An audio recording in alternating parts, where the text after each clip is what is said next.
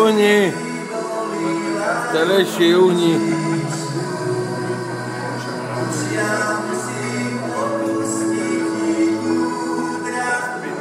Telejší neuhni. Milí svadobní hostia, ako veľmi dobre vidíte a aj počujete, lebo všetky zmysly máme napäté, dneska sme odsúdili do stavu manželského našu milú nevestičku Majku. A keďže každý odsúdený má právo posledného slova, a priznajme si páni, že žena obzvlášť aspoň 3-krát, preto aj ja sa budem teraz Majky pýtať, či si dá v tejto situácii radšej hlávku sťať, alebo mienok sťať. Odvážna to nevestá, no dobre, pýtam sa ťa teraz po druhýkrát. Či si dáš radšej hlávku sťať, alebo mienok sťať?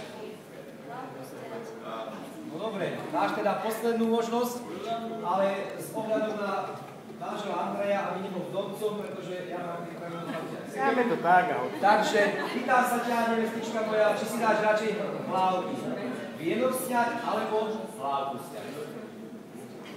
Ne? Vidíte moji sledovania zlatí, doteraz každá pomôža.